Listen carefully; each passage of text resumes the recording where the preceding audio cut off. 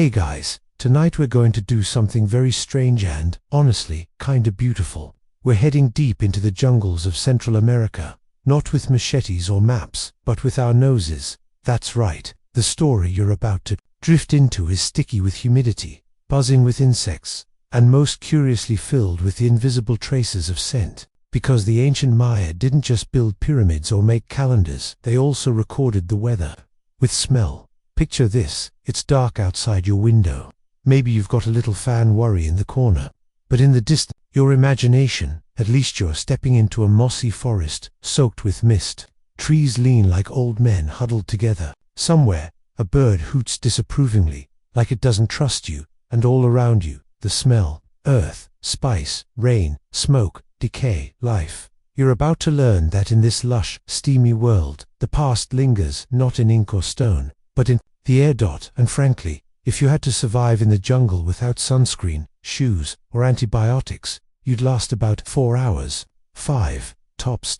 So, before you get comfortable, take a moment to like the video and subscribe, but only if you genuinely enjoy what I do here. And hey, drop a comment to let me know what time it is where you are and whether your room smells more like lavender or leftover dinner. Now, dim the lights, maybe turn on a fan for that soft background hum, and let's ease into tonight's journey together. You push through low, damp foliage, the mud tugs at your shoes with every step, and the insect song is constant like a never-ending lullaby sung by 1,000 wings. You don't have a watch on you. Here, time doesn't tick, it steams, it drips, it smells like moss and leaf rot and wet stone. A branch smacks you gently in the face, sticky. You blink, and then pause. Ahead of you is a clearing, flat ground, carved out from the forest, now overgrown with time.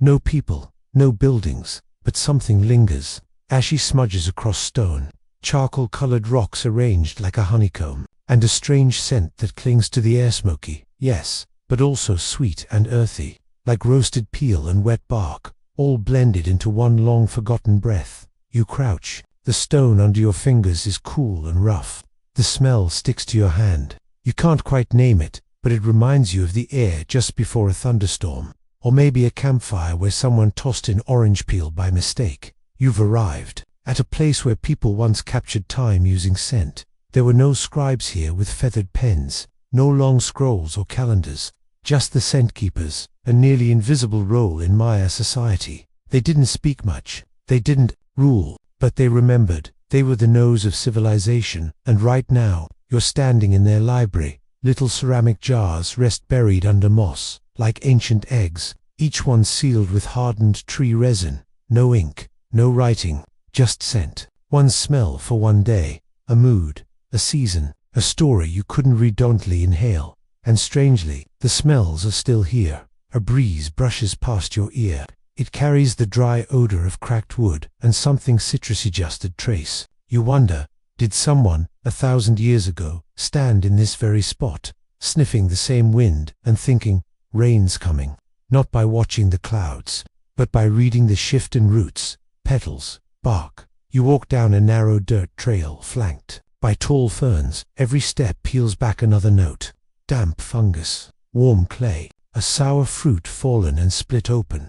You start to realize, this is a map, and you're starting to read it. Then you see it, a statue, worn down to near featurelessness, but still watching, bug-eyed, stoic. At its base, a small carved basin-like, a tray for offerings, or maybe incense. You lean closer. There's still a scent, faint, but ancient. It smells like beeswax and burnt leaves, old fruit and maybe pine sap. It clings like the memory of a grandmother's hallway, or a back shelf at an herbalist shop, dusty, specific, and haunting. You imagine someone kneeling right here, centuries ago, pouring a resin, crumbling dried herbs, letting the smoke rise, capturing a weather shift, not in words but in molecules. You look up.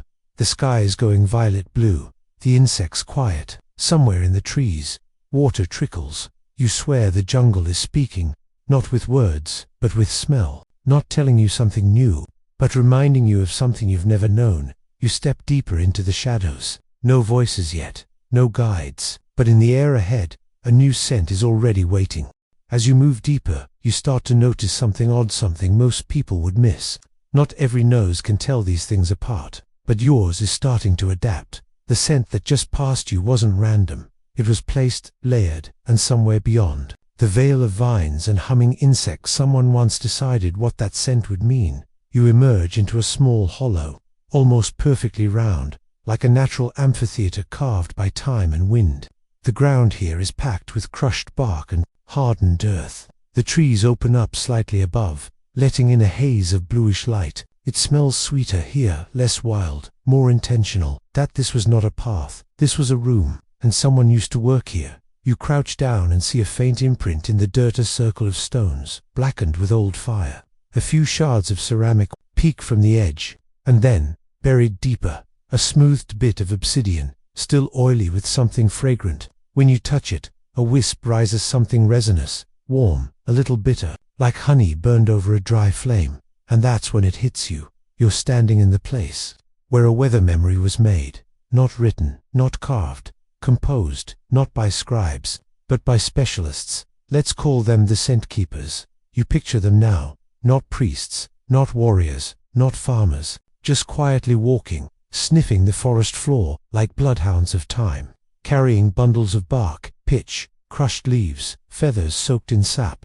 They knew how to layer a day onto an object, capture not just the scent of the moment, but the meaning of it. A dry day had a sharpness, pine ash, red pepper, toasted maize. A stormy day, by contrast, smelled of moss, wet rock, crushed bugs. These weren't perfumes. These were timestamps.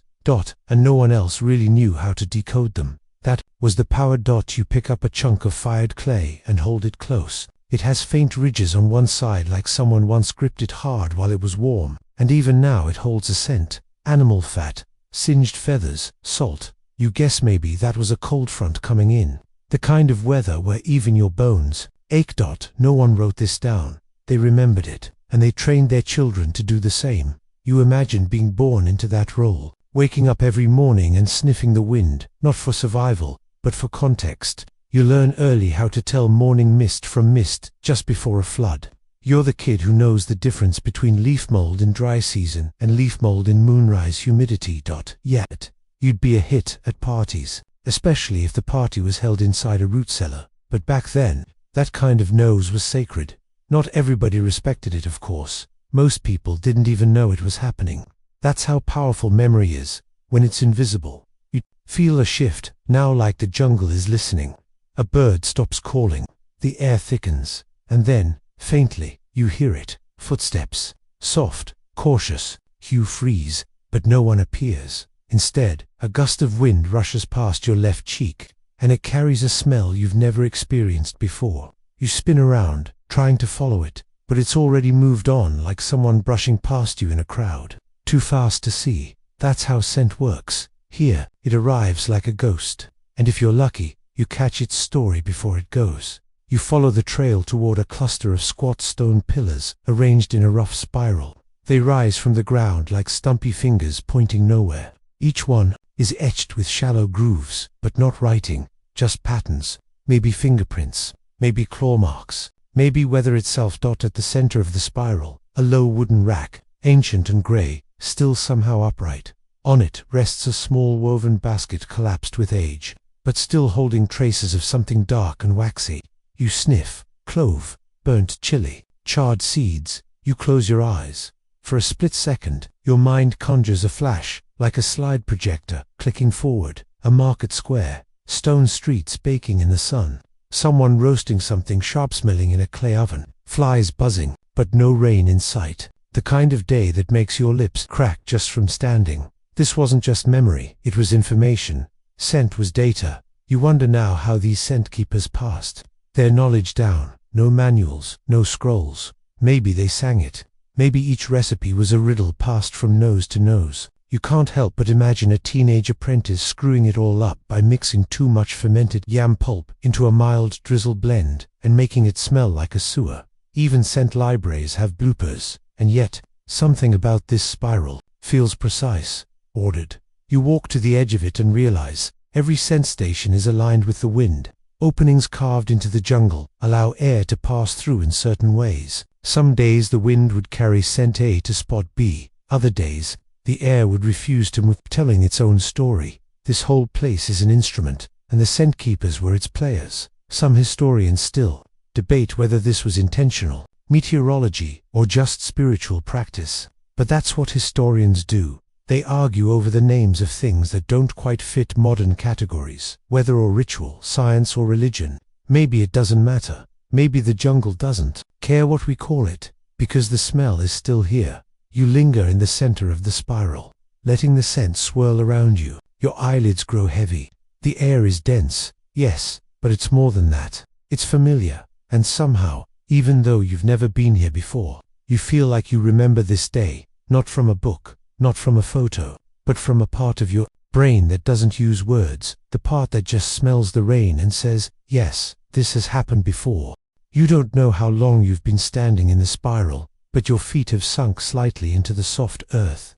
When you finally move again, your body feels slower, as if the air has thickened like wading through syrupy fog, and that's when you hear it, a hiss, then a low crackle, and then, rain. Not here, not yet, but in the distance. You tilt your head. Somewhere beyond the trees, the sky is emptying itself, and then on cue, smell it. The wind carries the first signal. It's subtle, like the first chord of a lullaby.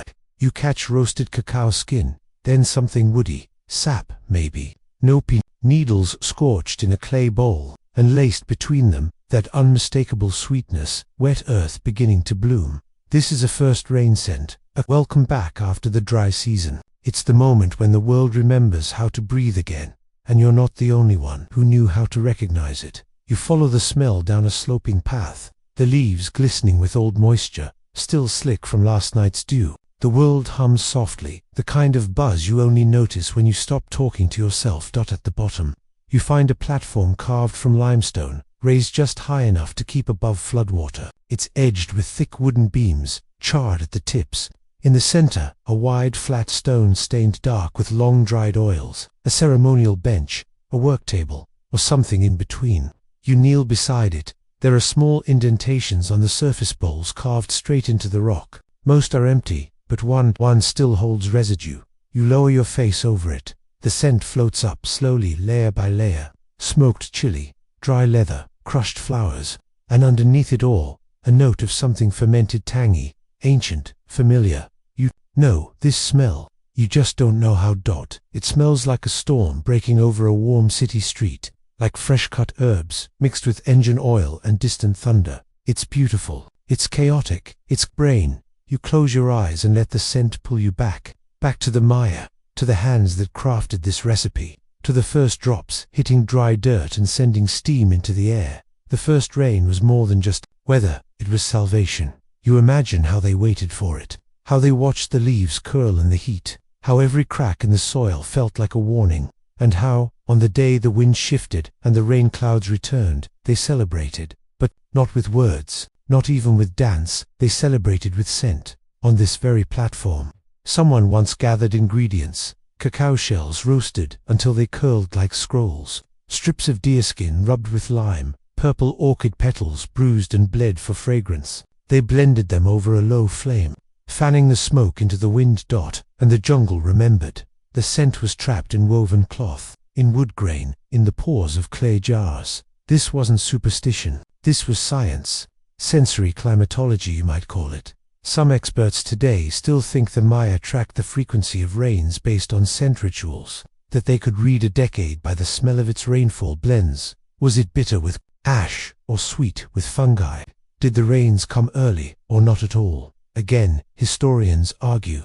That's what they do. Was it ceremonial or empirical, divine or data? And again, the jungle doesn't care. It just rains. You stand and look around.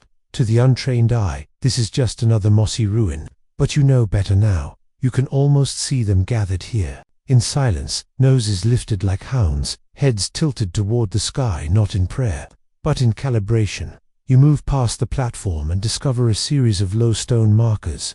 Each one is embedded with small holes perforated like flutes. You kneel down, run your fingers along the edge. There are residues here too. Something powdery, almost floral. Something sharp and smoky. Each marker is a memory vault. You lean over the first and breathe in. Sharp citrus, like scorched lime leaf. a dry wind day. The second, sweet bark and ash, morning after rain. The third, mold, rich foresty, damp, the kind of smell that makes you expect mushrooms underfoot and frogs in your shoes. Each marker tells a different part of the season, and then something peculiar catches your eye, a small carving in the rock beside the fourth marker. It's a handprint, child-sized, smudged but deliberate, fingers splayed, not painted, etched, and beneath it, 3 dots. You touch it. There's nothing magical about the stone, but somehow it feels like a signature, a scent keeper in training.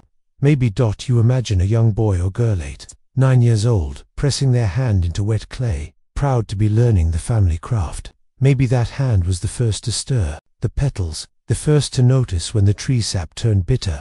Maybe this was their rain.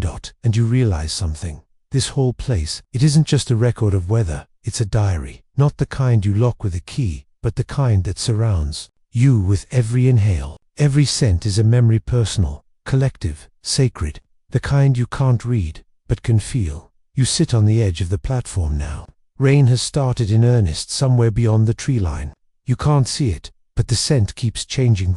Fuller, darker, richer. You can smell the wet dew. You can smell the wind. And you understand now why the Maya used scent. Because when the words fail and the carvings fade, smell lingers. It hangs in the air like a story that refuses to be forgotten. A story you're slowly beginning to know. Nose first. You climb. There's no staircase, no handrail, just a jagged slope carved into the side of a weathered stone structure. Your fingers gripped vine-covered edges. The stone is slick, but warm, soaked in jungle breath and centuries of rain. You reach the top. And there it is, a forgotten platform, flat and wide, bordered by knee-high pillars. Not a temple, not a lookout, something in between. And for a moment, you wonder why it's here, so exposed, so high, so empty. Then the wind changes. And suddenly, you know, this place wasn't for seeing. It was for smelling. The breeze brushes past your ears like a whisper, and in it, stories. You get smoke, first dry, papery, then the tang of clay dust, then something acidic, like crushed ants. A leaf nearby unfurls and lets out a green scent, sharp, like it's trying to be noticed. You're standing in what can only be called a scent observatory. Not for the stars, not for the clouds, for the wind. You step to the edge. The jungle stretches. Below, treetops curling like broccoli heads in every direction. Birds call, monkeys scream, and through it all, scent moves. In layers, in directions, like messages carried by air. And the Maya knew how to read them. You spot something at a row of carved stones, shaped like shallow bowls, evenly spaced in a crescent across the floor. At first you think they're just ceremonial, maybe for water or fire, but then you see the burnt edges, the stains, the sticky black ring on one of them that still glistens faintly. These weren't offerings, these were censers, scent readers. Here, a scent keeper would set out blends, 1 per bowl. Then, wait, let the wind carry samples across the high jungle air. The scent that faded first to volatile means dry heat, the one that lingered longest. Maybe rain is coming. If one scent traveled eastward while another clung to the bowl, then the wind had split. Maybe a cold front coming from the hills. You kneel beside one. The stone is warm to the touch. There's residue inside, sap, cinnamon bark, something peppery. You imagine them sitting here, quietly, all morning, waiting, sniffing, not speaking. Like a dog watching the door for someone who might not come. They weren't guessing. They were calibrating. Imagine using your nose as a weather radar. No blinking lights, no digital forecast. Just the way pine oil lifts when the air gets thin, or how hibiscus dries faster when the humidity drops below a certain point. And yes, some historians argue this wasn't science at all. They say the Maya were just ritualizing, since using it in ceremonies, not measurements, that these platforms were shrines, that there's no proof any of this was intentional meteorology. But the wind doesn't need us to believe in it, it just keeps blowing. And the scent keepers, they were listening. You step closer to the center of the platform and spot a circle of tiny clay beads scattered on the floor, each one no bigger than a fingernail. You pick one up and crush it gently between your fingers. It releases a puff, not strong, but distinct. Citrus rind, charred leaf, and something medicinal. You look around. There must be dozens of these scattered across the platform. You realize These were portable scents, test markers, used to track where the wind carried them, like releasing colorful smoke and watching which way it blows, except quieter, more intimate, more nasal.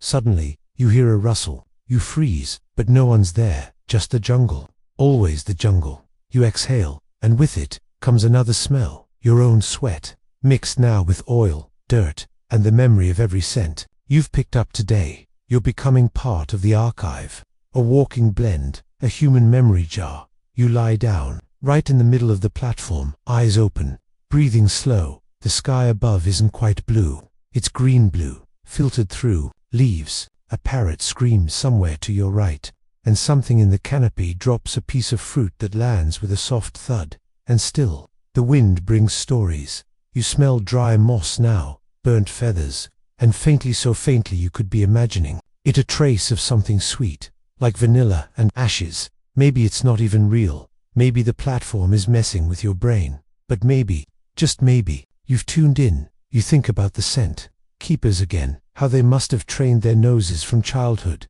how they probably had words for scents we've never even tried to describe, like storm about to happen, or wind that 8 2 much bark. They knew how to listen with their faces, how to feel a forecast in their nostrils. That you wonder what it must have felt like to be them, standing here, not hoping for rain, not fearing it, just knowing when it was near. A certainty built not on radar but repetition, not on models, but memory.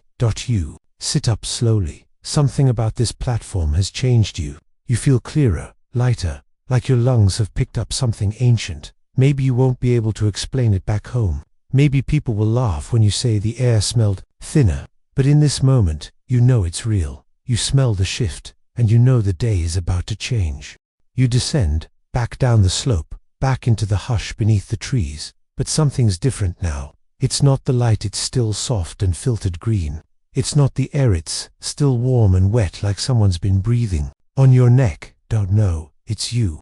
You're different. Your nose has changed. You smell everything now. The leaf rot isn't just earthy, it's layered, like damp tobacco rolled in citrus peel. The bark under your fingers isn't just rough, it carries the sharpness of sap and the metallic whiff of lightning-struck wood. And suddenly, you stop. Something ahead, half buried in vines, catches your eye. It's a wall, short, crumbling, but clearly intentional. You brush away the leaves and reveal a low doorway, no taller than your waist, just big enough for a child to crawl through. You hesitate, then drop to your knees and slip.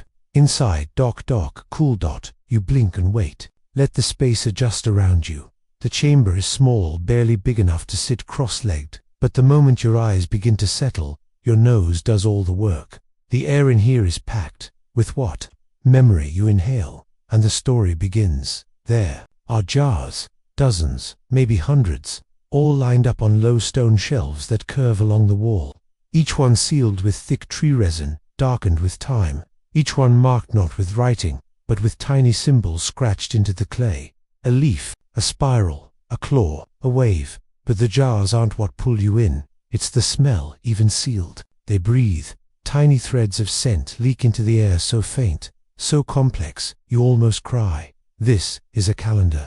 You realize, not a calendar of days or gods, a calendar of weather. Each jar holds a day, a season, a shift. You reach for one, a small, round vessel no bigger than a coconut. Its surface is smooth, but the symbol etched onto it is deep.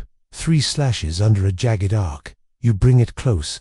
The seal is still intact, but it pulses with a smell you can't quite name. Burnt seeds, wet stone, roasted maize, and something sour, like citrus peel boiled too long. This must have been a hot day, a sharp day, maybe the kind that comes just before the rains, when everything feels itchy and wrong and animals get restless. You place it back and move to another. This one's cooler to the touch, elongated, heavier. The symbol looks like a teardrop with wings. You sniff that, and suddenly you're somewhere else. By a river, wind over water, something sweet, blooming jasmine. No, something waxier. And underneath, mud, rich, humid, teeming with life. You can practically feel the mosquitoes on your skin. This was a rain day, not a storm. A gentle one, a slow weeping sky. You pull back, eyes wide. These jars, this room, this is how the scent keepers remembered. Not through charts, through presence, a full-body record, a weather log in molecules.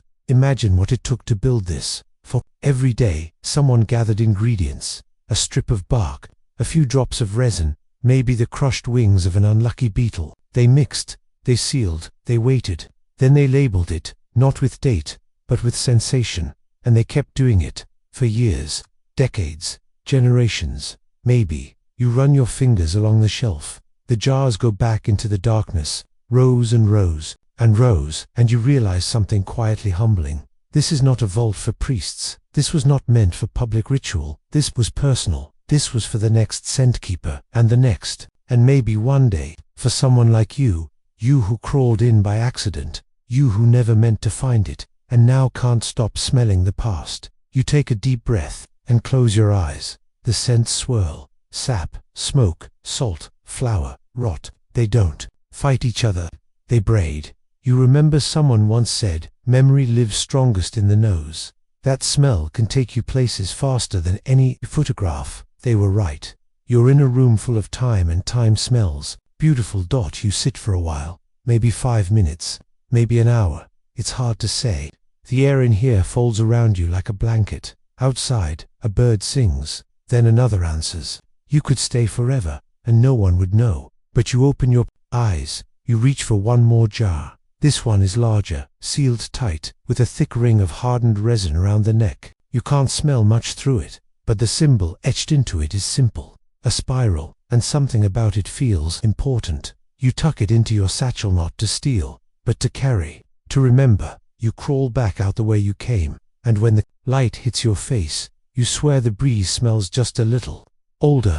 You carry the jar carefully, as if it might break from thought alone. It's heavier than you expected, not just in weight, but in presence. It presses against your side like a heartbeat. And though it's sealed tight, you swear you can still smell something radiating from it. Not strong, not obvious, but warm, dry, smoky, a little spicy. You walk. The jungle parts slowly around you, vines bending, insects scattering. Your feet move without asking, guided more by nose than instinct. Now, and eventually, you step into a clearing. It's shaped like a half circle, bordered by stones arranged low to the ground, an amphitheater for no audience. In the center, a pit, but not a fire pit. Not anymore. It's lined with flattened stones, darkened and scarred. Someone burned something here. Again and again, same place, same ritual. You sit on the edge, and the breeze answers. A sudden push of air moves through the space, and with it, smoke, or rather, the memory of smoke. Your brain conjures it before your nose does. Charcoal, chilly skin, heated maize, husks. It smells like sun.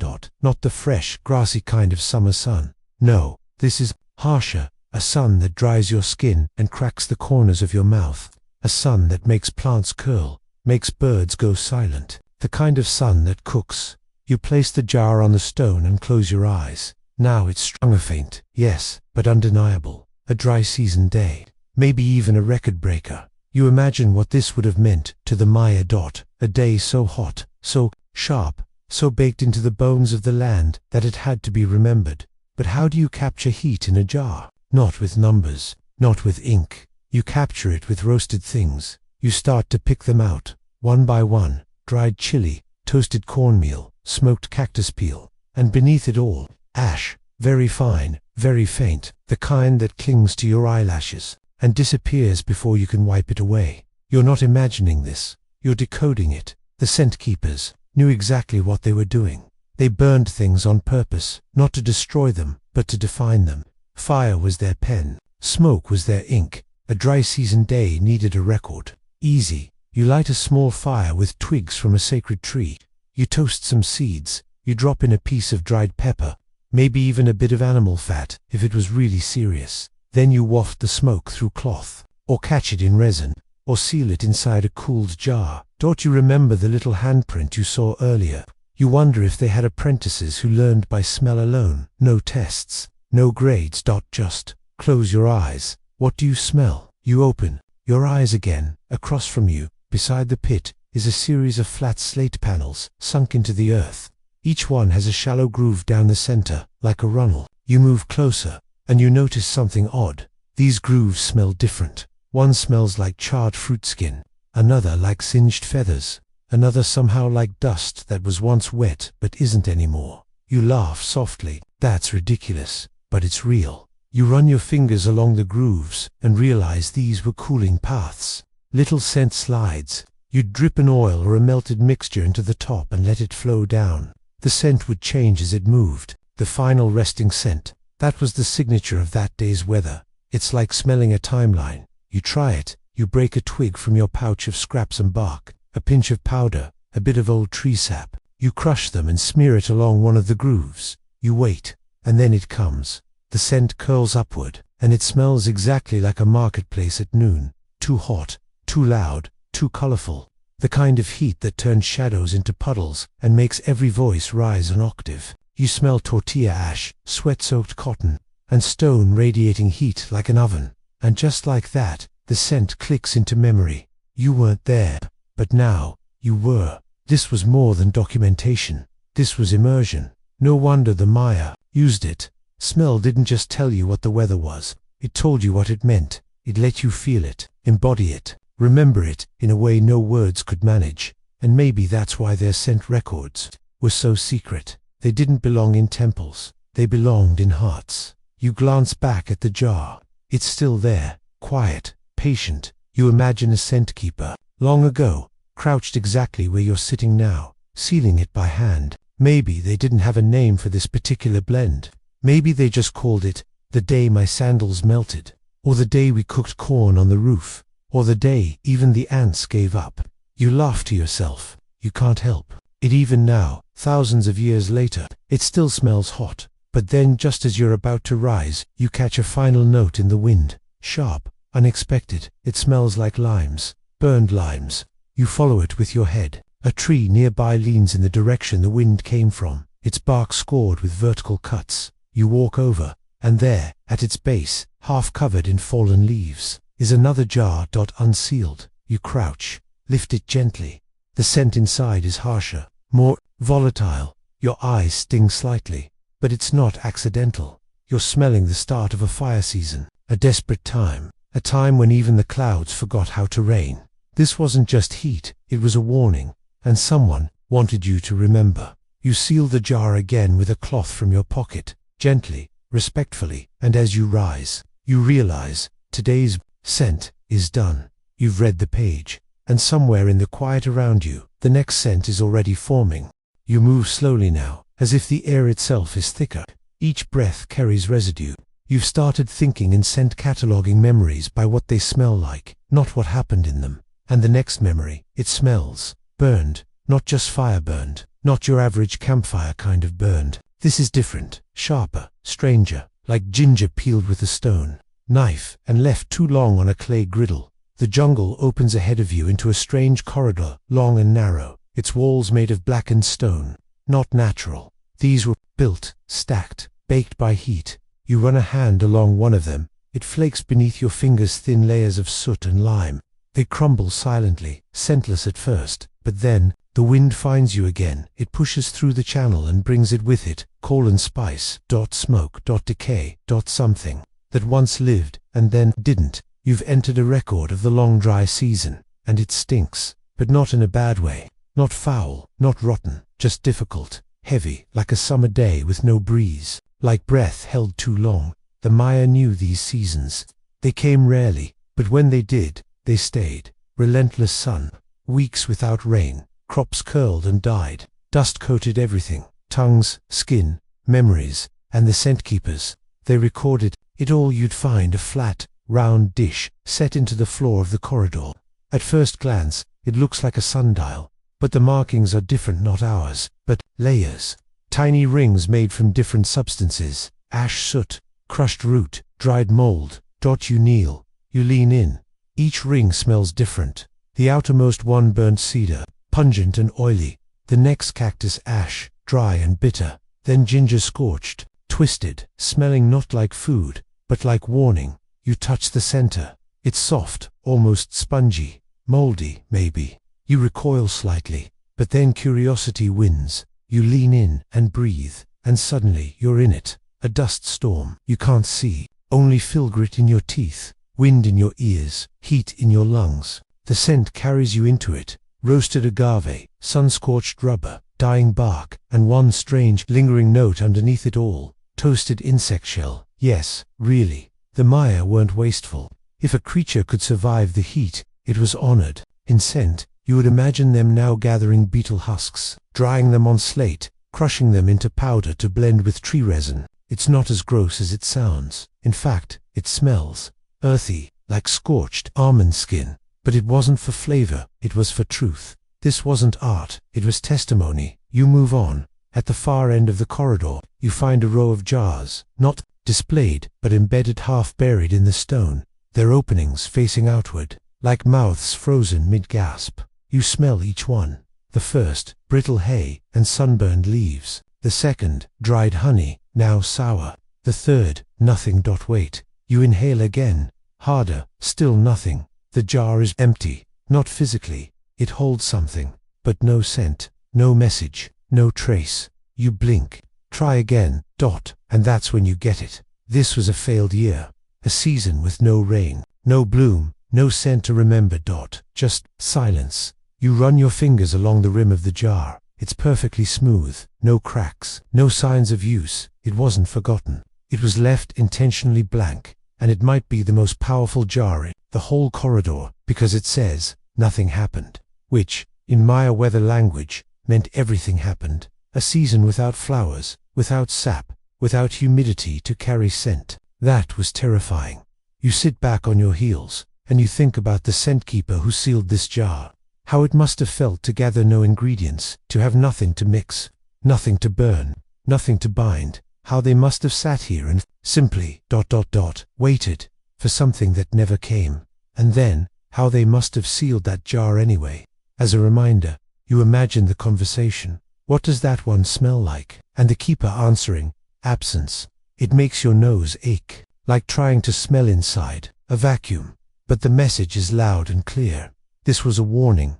The dry season had gone too far, and scent for once had failed. You rise, careful not to disturb the jar, and as you turn, you catch one last faint note. In the corridor, ginger ash, and something that smells like regret. You carry it with you, even as you leave. The memory of a season that scorched so deeply, it nearly erased itself. You leave the corridor slowly, as though walking away from a sleeping animal. The scent of absence clings to you, even as the jungle opens again. It doesn't want to let go. It follows you like dust in your hair or smoke in your clothes, after a long, strange bonfire. But now there's a change. The air feels heavier, not just hot, but charged. The way it gets before a thunderstorm. Your arms prickle. The wind isn't playful anymore. It presses against your chest like a warning. And then, you hear it.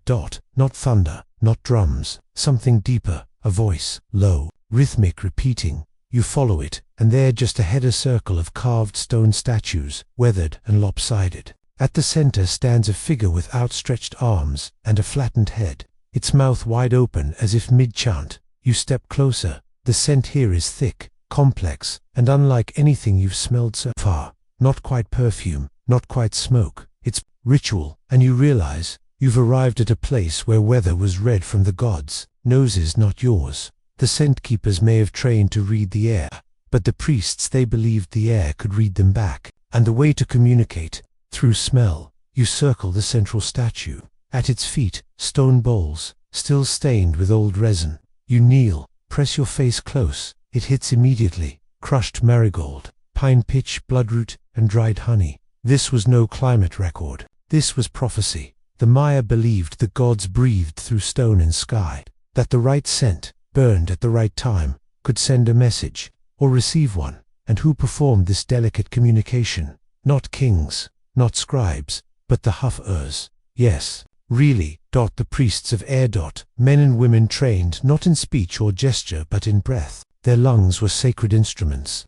Their nostrils were telescopes. Their job, to smell divine intent. You'll imagine the training. A young acolyte kneeling for hours, sniffing row after row of smoke trails, learning how time changed a scent, how one herb aged differently under moonlight than under sun, how the gods responded to one blend with rain, and another with silence. You walk to the far edge of the circle and find a low bench carved with feather-like patterns. You sit, let the scent fill you. It's dizzying. There's myrrh, and roasted cacao shell, and something unmistakable, dried toad skin. You blink, sniff again. Yep, definitely toad. You laugh quietly. What could that possibly represent? But then you catch it. Bitterness, dryness, and a strange chemical edge, like the jungle is holding its breath. This wasn't just scent. This was a forecast. To the Maya, each god had their own palate. Chok, the rain god, he loved the smell of dripping honey and tree bark steamed in clay pots. Ixchel, goddess of fertility and floods, she preferred burned orchid, river algae, and crushed snail shells. Each scent told the gods what kind of weather was needed. Each mixture was a plea, a message, or a test. And sometimes the gods answered back. You spot it, a small blackened altar behind one of the larger statues. On it, 5 stones in a perfect circle, each one scorched, each one surrounded by powdery residue. These weren't left by worshippers. These were reading stones. When the wind passed over the offerings, the Huffer priests would kneel and inhale deeply. If their vision blurred, or their stomach turned, or their skin tingled, those were signs. Physical responses were considered divine. Imagine trying to read the weather by fainting, or sneezing, or vomiting in rhythm. You step away, slightly amused, slightly unsettled, and then you find the scroll rack, except it's not scrolls, it's scent rolls, bundles of cloth, tightly wrapped, and tagged with bone pins etched in glyphs. You untie one carefully. The cloth inside is stained, red, black, green. It smells like the edge of a storm, burnt herbs, sharp air, iron. And then something incredibly familiar that tempts you. Smell just before lightning cracks open the sky. You blink hard. They captured that. How? But of course they didn't capture it. They constructed it, bit by bit, plant by plant, layered until it resembled the thing they were watching for. It wasn't imitation. It was translation. You roll it back up, respectfully, whisper a thank you, and then off to the side, you notice a basin carved into the floor, with dried resin. You step in. And the scent surrounds you like a cloak. This was how they became the gods. Once a year, maybe less, the Huffers would prepare this space. They'd burn the blend, stand inside it, and let the scent coat their skin. They believed that, for a moment, they were the sky, not just reading the weather. Being it, you feel it now, tingling along your scalp, the back of your tongue curling slightly. You feel warm and cold at once. You don't need incense, you don't need fire, you just need breath, and it's all here, layered in dust and oil and forgotten offerings, waiting for a nose that still remembers how to listen. You step out of the basin. Eyes wide, heart slow. Somewhere behind you, the statue still watches with its open mouth. Maybe it's breathing, maybe it's dreaming, maybe the gods still smell what's coming, and tonight, they smell you. The jungle feels louder now, not with sound, but with presence. You hear every flutter, every shift in the leaves, but it's your nose doing the listening. It has become your compass, your flashlight, your second mouth. And tonight, it picks up something new. Not sacred. Not ancient. Just wrong.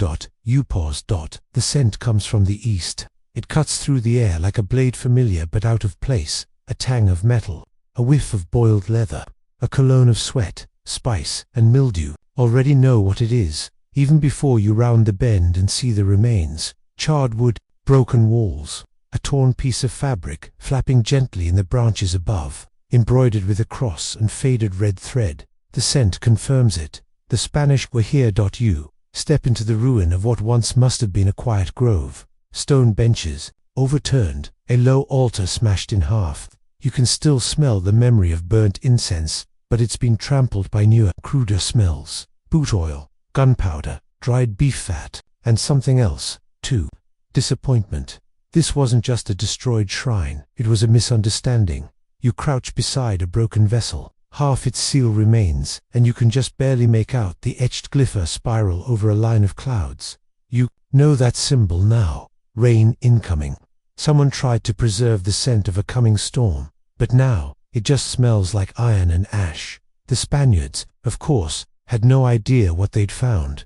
To them, these scent jars were oddities, trinkets, maybe even sacred relics of a different sort, things to loot or fear. They couldn't read them, not by glyph, not by nose.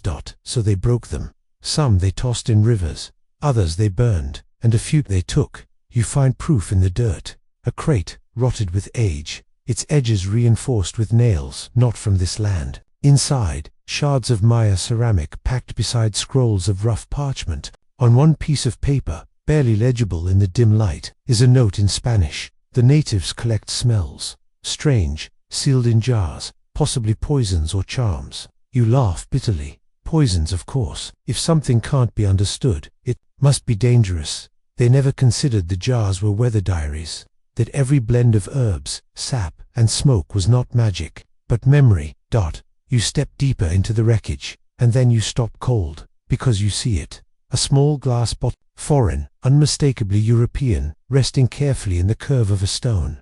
Inside, a preserved Maya scent bundle. You lift it. It's not sealed with resin, but with wax. European wax. Clumsy, melty, but it did the job. You hold it to your nose and breathe, and in that moment, you are both invader and witness. The scent is confused, fragments of what it once was. Clove, tree smoke, pineapple fiber, a whisper of rainwater caught in woven red. But underneath it all, grease. Foreign oil. The Spanish tried to preserve what they didn't understand, and in doing so, they changed it. You sit on a cracked bench, the bottle in your hand. The air smelled like collision-like, sweet and bitter, meeting in the middle and backing away slowly. You wonder how many scent jars were lost this way, burned, tainted, shattered, because someone assumed they were dangerous, or useless, or both. Some historians today still debate what the Spanish thought these jars were. Decorative incense burners, primitive medical kits. One theory says they believed them to be soul traps, vessels that captured the spirits of the dead through scent. Another theory, that they were garbage. Just old jars full of rotting paste. You can't blame them entirely. The Maya had no translation for what the scent jars meant, not in words that made sense to Europeans, and the Europeans, they had no patience to feel what the air was trying to say. Two worlds, two noses, neither sniffing, the same wind. You rise and return the bottle to the stone. It doesn't belong to you. It doesn't even belong to the jungle anymore. It's a ghost, suspended, caught in the chemical static of conquest. And still, it smells like rain, or maybe just the idea of it. You breathe in once more, deeply, past the gunpowder, past the ash, past the sadness, and you catch something else, faint, stubborn, underneath it all. The memory of blooming marigold, a Maya scent, still here, still resisting, even now. The path narrows again, the air pressing close like wet linen hung too long in a cellar. But there's something pulling you forward, not just curiosity now, but a thread, a smell. Faint, intricate, almost bashful. It smells like memory, not yours. There's you. Break through a thicket and find yourself standing at the edge of a shallow basin, overgrown with moss. At first glance, it looks like nothing, a depression in the earth, maybe a dried-out pond. But then you see the low stone shelf built into the far wall, partially covered in vines. And resting there, wrapped in age and silence, is something unlike anything you've found so far. A small bundle, tied in old bark fiber, hardened by time. You don't open it, not yet, because as you kneel beside it, your nose tells you something strange. It smells like a plant you've never met, and something almost sweet, but not sugar-sweet. More like the breath of a tree that only blossoms once every few years. You feel your chest open a little wider, trying to find it again in the air. You untie the bundle gently. Inside, there's a folded piece of cloth stained a reddish brown. In the center, wrapped carefully in waxed leaf, lies a single dried stem, charred slightly at one end. Not for burning, more like preservation. You lift it to your nose, and the jungle holds its breath, because this is something sacred. It smells lost. It smells like the forgotten plant. You don't know its name, and apparently, neither does anyone else. Botanists, archaeologists, even modern Maya herbalists, many have searched, and all they've found are hints of this plant's existence. In carvings, glyphs, and oral stories. Some say it grew only in high-altitude valleys, now abandoned. Some say it was cultivated by scent keepers alone. Others insist it simply refused to grow when watched too closely. But it mattered. It was crucial to the blend. Used as a scent anchor, a binder that held the fragrances together like gravity holding planets. Just a pinch, a shaving, a crumb. The scent would last twice as long, speak twice as clearly. And now, It's gone. Extinct, perhaps. Or just hiding. You breathe it in again. It smells like citrus and riverstone. Like skin warmed by morning sun. Like disappointment that's already started healing. You realize this might be the only piece left, and someone tried to keep it safe. You look closer at the bundle. There's more than just the stem.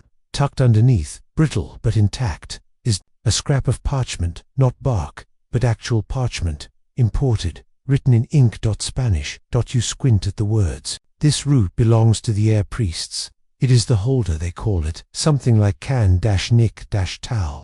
It burns cool, but the scent is very strong. They mix it with rain, oils and bark. No one would trade it. You read it again. Can-nick-tal. Your tongue tries to shape it. It doesn't feel like a word. It feels like a sound made during exhale. A breath trying to say something right before sleep. You imagine the person who wrote this.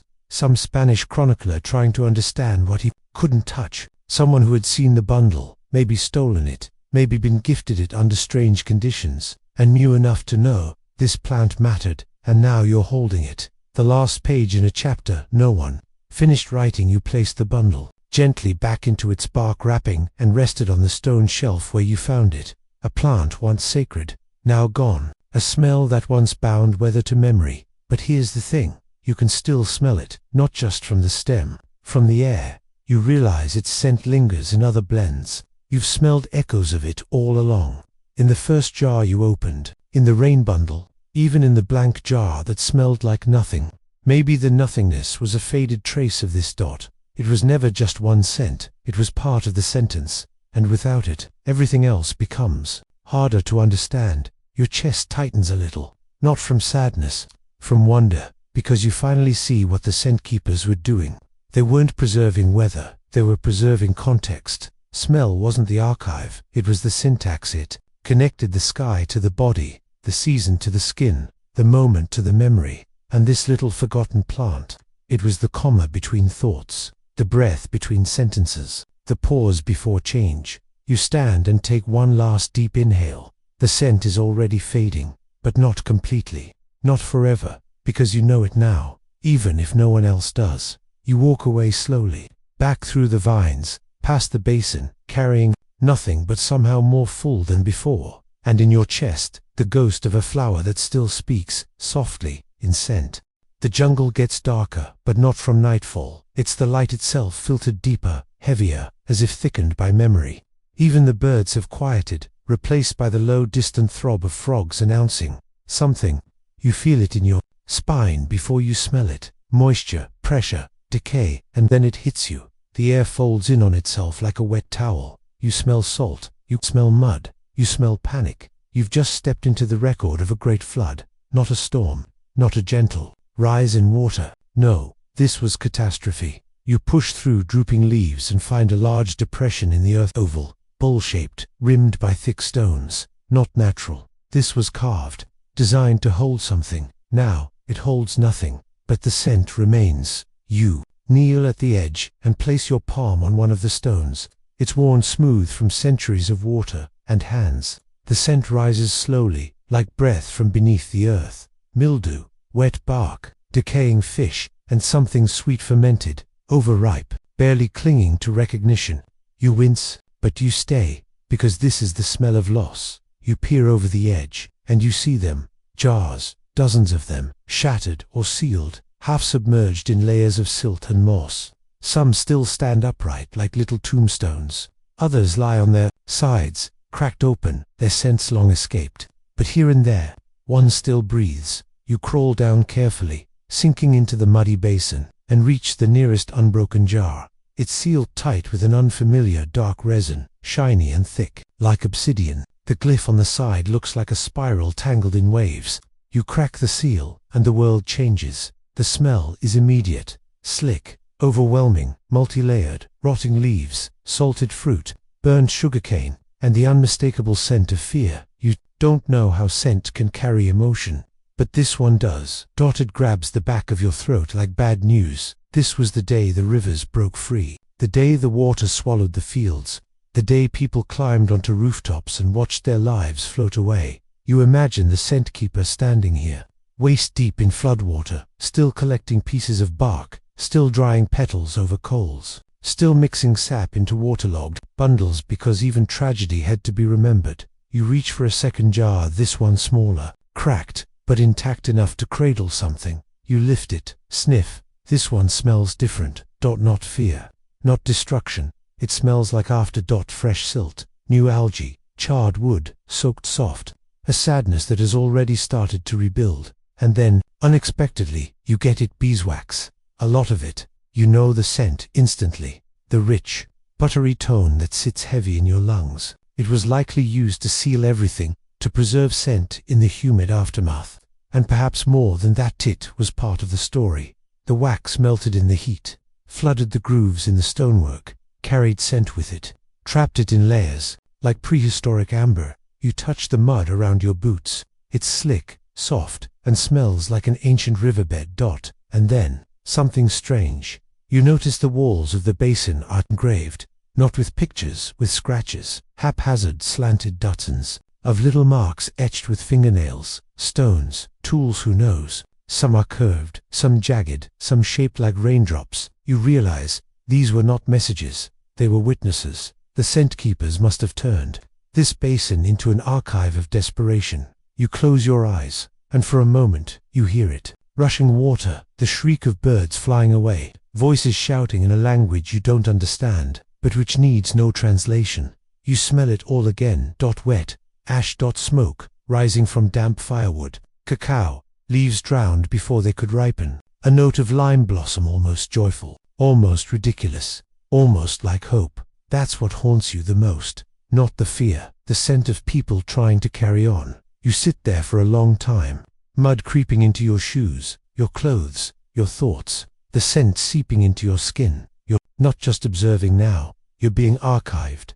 And that's when you notice one final jart into a niche in the wall, half hidden by moss. You reach for it. It's light, empty almost, but inside, faintly, the smell of burning palm fiber and dry cedar, and something fishy. Not raw fish, not decay, dried fish, salted, preserved, ritualistic. This wasn't just a record of the flood, it was a reenactment. They remade the scent of it year after year. Smoked fish bones, flood silt, tree bark softened in standing water. A way to remember the disaster and warn the future.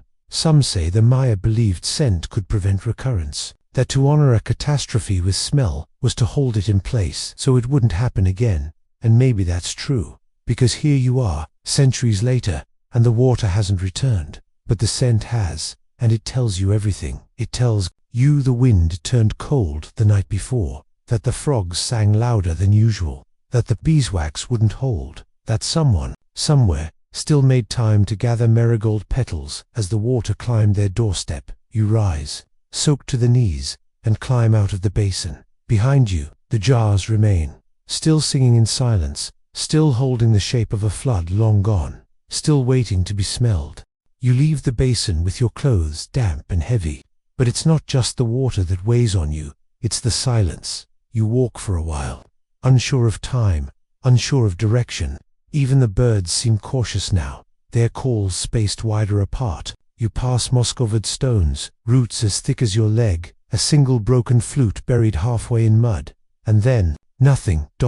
Not peaceful nothing, empty nothing. You stop walking, because it's not just quiet, it's scentless. You inhale, once, twice, again, no bark, no rot, no moisture, just air. And that's when it hits you. You've arrived at the year. Without rain. Not just a dry day, not even a bad season, a year, a void. You don't realize it until you crest a low hill and see the clearing beyond. No altars, no statues, no bowls, just a circle of flat earth lined with low stones, sunken, bare, stripped clean. And at its center, a single jar. Unsealed, unsmelling. You kneel beside it. It looks identical to the others, same clay, same shape, but there's no glyph carved into it, no waxy seal, no cloth wrapping, just clay, cool, still, mute. You lift it slowly and bring it to your nose. Nothing. Your brain doesn't even try to fill it in, it just accepts the silence, and somehow, it's the loudest scent you've encountered yet. You sit down beside it, heart slow, This is what it meant to lose an entire season. No blossoms, no blossoms, no bark that cracked from rain. The scent keepers had nothing to record, so they recorded that. They preserved the absence. You closed your eyes and let your other senses fill in the gaps. The grass under you feels coarse, brittle, as if it once gave up and never fully recovered. The wind carries heat, but no flavor. You lick your lips, dust. Even your own scent feels thin now, like the jungle has scrubbed your skin clean of identity. And suddenly, you understand the purpose of the empty jar. It wasn't a failure. It was a monument to a time so dry, so still, so uneventful. It became unforgettable. You wonder how people survived that year, what they drank, if they prayed louder, if they begged the gods with louder incense, with stronger oils. But how do you speak to the sky when the air doesn't speak back? Some historians suggest this was around the same time Maya glyph records began showing stress, political collapse, city abandonment, social fracture. But the scent keepers, they told a different story. Not with symbols or treaties, with nothing. You reach into your pouch and pull out a scrap of cloth, a remnant from an earlier jar. It still smells faintly of honeyed smoke. You hold it beside the empty vessel, just for contrast, and you realize how rich scent is, how full it makes the world feel, and how cruel its absence can be. This wasn't just a drought, this was emotional starvation. You run your fingers along the edge of the jar and whisper not words, just breath, just presence. And then, something even stranger happens. The air shifts, not much, just a tickle along your cheek, and in that shift, the barest hint of a scent. You freeze, you inhale again, slowly, and there it is. Not a smell, exactly. More like the outline of one, a memory of something that wanted to be a scent but never made it to the nose. It smells like unfinished stories, like the space between raindrops, like hope that dried too early. It's gone in seconds, but it was real. And you know now, the jar is not empty. It just smells like what happens when everything else disappears. You place it back where it sat, and, for a while, you just breathe. No herbs, no fire, no spice. Just air. Just loss. And somehow it teaches you more than any blend you've smelled before. Because in that absence, you remember everything. The path ahead is dappled with soft light now, golden and quiet. It feels like the moment right after waking from a heavy nap, unreal, but familiar. You're lighter, but still walking slowly, as if each step might bump into the past. And it turns out, it will. Because what you find next isn't a ruin. It's a market. Not alive, not bustling, but perfectly eerily preserved. Stone stalls stand in rows, worn smooth by centuries of hands and bartering. Empty baskets lie tipped on their sides. Cracked pots rest where they must have fallen, and everywhere layered in corners, clinging to shade. Hidden under time are scents. So many scents, your head spins. Dried maize, roasted pumpkin seed, salted meat, smashed guava, burned resin, of course. And somewhere wait vanilla. Real vanilla, sharp, rich, the kind that hugs your nose and refuses to let go. You follow it, and there at the edge of a toppled stall you see it. A box. Not Maya made, wood reinforced with metal. It doesn't belong here. You crouch and open it carefully. Inside are 5 small scent boxes, square, carved, each sealed with unfamiliar wax. Not resin, not natural. Colonial. European. You lift one. There's a note, faded but still legible. Trade from the East Hill Market. 1,540. Swapped for clove. Returned with strange perfume. Perfume. You almost laugh. This wasn't perfume. You break the seal and sniffed at it. Smells like early morning after rain, muddy. Floral.com. Someone had tried to carry it across the ocean, bottled it, branded it, maybe even sold it. You open another. This one's sharp, peppery, with an undernote of tree, sap and ash, definitely weather-related. And that's when it clicks. These were stolen, scent blends brought from Maya markets, sealed and shipped to places that couldn't decode them. To them, it was exotic, decorative, maybe luxurious, but they missed the point. These weren't perfumes, they were reports. Each scent was a conversation. Here's how the air feels today, or this is the season, changing. But in the hands of outsiders, the language was lost, repackaged. REBRANDED. You find a 6th box, slightly different, rougher, handmade. No note, no label. You open it and freeze. Because it smells like trade. That's the only word you can think of. Sweaty cloth, dry cocoa shells, crushed lime leaf, a little dust, a little smoke, a hint of desperation. It smells like value. The air around this box buzzes faintly with the ache of exchange. People bartering not just for goods, but for weather itself. You remember reading once that in certain Maya cities, scent was used as currency. Jars of seasonal blends could be traded for fabrics, jade, or obsidian, not because they smelled nice, but because they preserved time. People didn't just want goods, they wanted context. You imagine it now, a traveler arriving from the coast, tired, dusty, carrying nothing but a sealed jar. He presents it to the merchant. The merchant sniffs once, twice, nods, double quotes. Ah, salt wind, mango leaf, sun before the rain. He pays double, because now he knows what's coming. You walk further down the market lane, into a covered area with stone tables carved with shallow depressions. The scent here shifts again, richer, darker. You smell cacao. Not sweet, bitter, raw. Mixed with chili, honey, and was that cricket shell. You lean in. A small jar is nestled in the groove, shattered but still strong enough to hold a little scent. This wasn't food. This was a weather blend inspired by food. Another layer of brilliance from the scent keepers. When weather began to affect crops, they adjusted their scent blends accordingly to reflect how the food changed with the climate. Too much sun, the chili scent grows sharper. Too much rain, the cacao begins to sour. You sit on a worn stone and think. This market wasn't just a place of buying, it was a forecast station. Each stall had its own specialty, one for cloud-scented bark, one for heat-dried flowers, one for sap aged under specific moon phases. People came not just to trade, but to know. This was crowdsourced meteorology. You stand and inhale one last time, the smell of trade, of story, of long-lost misunderstanding. And you understand now why the Spanish carried these scent jars back home. Like treasures, they weren't just strange objects, they were time capsules. And they carried with them not just air, but climate, the memory of heat, the shape of a storm, the hint of rain that never came, the scent of a world that no longer exists. You walk away from the market, and as you go, you think. Even now, in cities and airports and apartment buildings, people chase the same thing. We bottle lavender, we light sandalwood, we wear vanilla, not for fashion but to feel something familiar, something knowable. The Maya knew it first, and you're finally catching up. You're quieter now, not because the jungle is louder. In fact, it's the opposite. Everything has softened. The light, the insects, even the wind. You walk slower, not out of caution but reverence, because here, in this part of the forest, time itself feels like it's paused, not stopped, just breathing, waiting. And then you smell it. Smoke, not sharp, not fresh, old smoke, familiar, dusty, worn thin by memory. You follow it without thinking.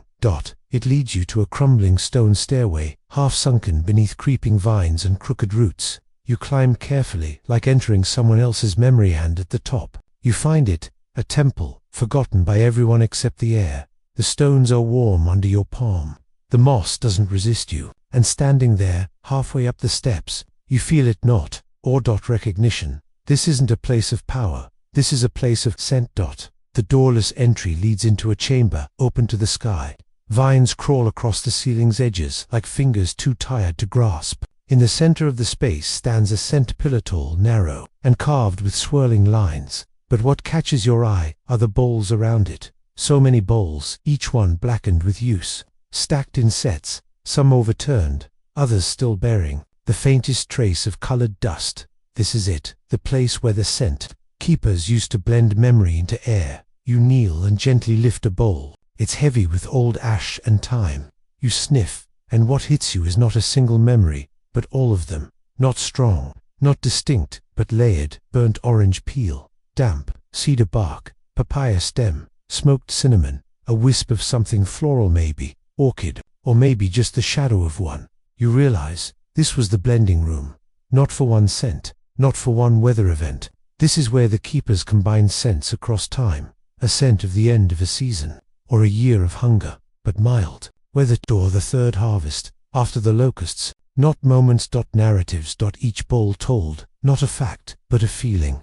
And now, the air is full of them. You walk among the bowls, slowly, breathing as if you might accidentally inhale someone else's life. You sit before the pillar. There's a small recess carved into the stone, filled with old wax and soft dust. You place your hands on either side of it and lean forward, nose barely an inch away.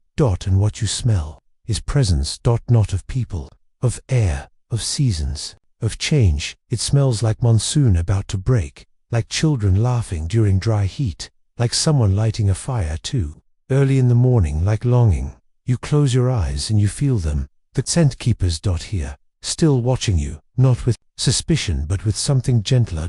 Permission, as if they've been waiting for someone to find this place and simply smell it. And just when you think it's over, when the scents are fading, you smell something new. Not ancient. Recent. You blink. It's subtle, so faint you might have imagined it, but it smells like skin, clean skin, fresh cloth, a hint of human oil and breath. Someone else has been here. Recently.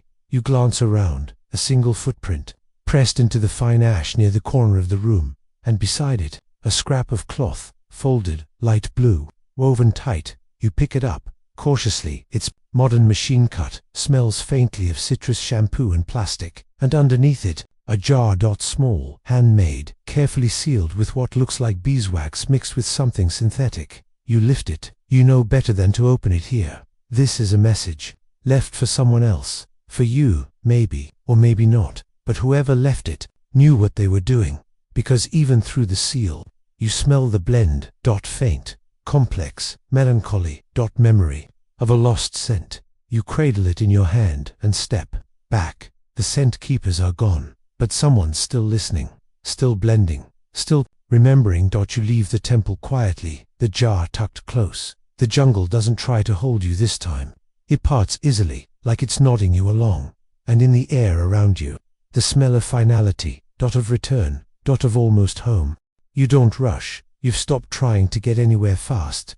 The path unfolds beneath your feet like a ribbon slowly unrolling from the hand of someone who already knows where it ends. The jar is still with you, sealed, unopened, but somehow, speaking louder than anything else you've carried. You step into a clearing, and just like that, you know. This is the end, not just of the trail, of the story. There's nothing dramatic here, no pyramid, no altar, no ruin. Just a ring of trees and a soft patch of ground where the grass is thinner and the dirt is warm. The wind is lazy, the light is amber, and the scent, it's familiar, so familiar you forget to breathe, because it smells like everything, like every piece of the journey, all at once. Burnt seeds, wet bark, ginger ash, flood, silt, marigold, beeswax, absence, and something else, something new. You kneel, not because you need to, but because you should, and for the first time you open the jar you've carried all this way, the one you found sealed in the temple, the one that smelled like skin and shampoo and memory. The wax gives easily. You remove the lid, and the scent that rises. It's quiet, deliberate, a gentle braid of old and new. Vanilla, ash, cotton, dried citrus, warm stone, a hint of plastic. It's the past and the present, blended. Someone out there, maybe far away, maybe close, has picked up the craft again. A modern scent keeper.